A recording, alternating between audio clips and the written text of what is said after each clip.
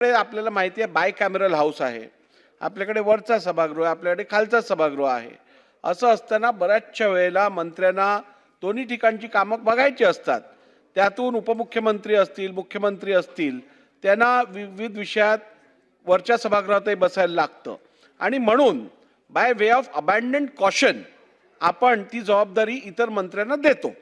असं असताना मला वाटतं यात काही गैर नाही आहे आणि त्यामुळे परत परत प्रत्येक अधिवेशनात हाच विषय आपण घ्यायचा, तेच रुलिंग माझ्याकडनं घ्यायचं, हे मला वाटतं उचित नाही. आपण आता पुढे जाऊया.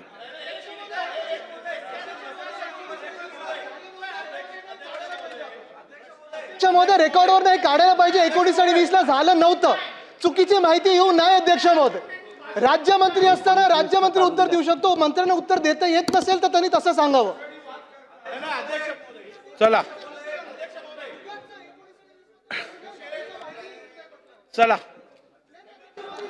सन्मान्य सदस्य आदित्य ठाकरेजी, या संदर्भातली माहिती गेल्या वेळेला पण दिली आहे आणि आपल्याला जर सुस्पष्ट माहिती ऐकूनच घ्यायची असेल तर ती पूर्ण वाचून परत दाखवायची तयारी आहे. मागच्या वेळेचं रुलिंग काढून द्या. मला एवढंच सांगायचं आहे की सभागृहाचं कामकाज जे आहे तुमच्या अध्यक्षतेखाली चालतं. आज मी त्यांना सांगू इच्छितो की काल जो एक जोर का झटका धीरे से लगा है, त्यामुळे त्यांचं मानसिक संतुलन बिघडलेलं आहे. आणि दुसरी गोष्ट, मानसिक संतुलन बिघडलं आहे आणि त्यामुळे आता आणखी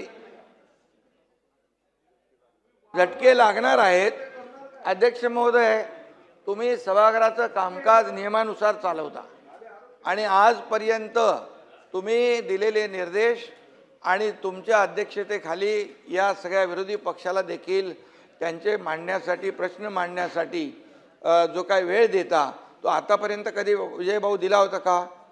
आणि दुसरी गोष्ट, राज्यमंत्री असतात, एखाद्या प्रश्नाला, एखाद्या लक्षवेधीला अतिशय व्यवस्थित न्याय मिळाला पाहिजे.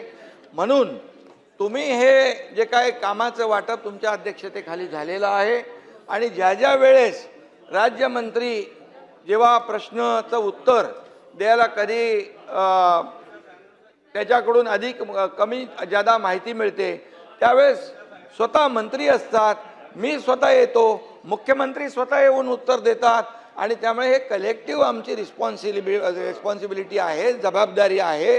त्यामुळे काय आहे, आता काय झालं आहे, त्यांच्याकडे मुद्दे नाही आहे, ते डेस्परेट झालेले आहेत, फ्रस्ट्रेट झालेले आहेत आणि आता त्यांचं मानसिक संतुलन बिघडलेलं आहे. त्यामुळे आता ते नाही आहेत. नाही तर मी बोललो असतो, कोण होता असं तू, काय झाला असं तू, अरे वेड्या असा वाया गेला असं तू, अरे काय आहे. त्यामुळे अध्यक्ष महोदय, त्यांना जे जे काही प्रश्नांचे उत्तर पाहिजे त्यासाठी सभागृहात थांबले पाहिजेत आणि म्हणून प्रत्येक प्रश्नाचं उत्तर द्यायला सरकार समर्थ आहे. बिलकुल आम्ही समर्थ आहोत. प्रश्न मांडण्याची जबाबदारी जी आहे ती त्यांनी पार पाडली पाहिजे.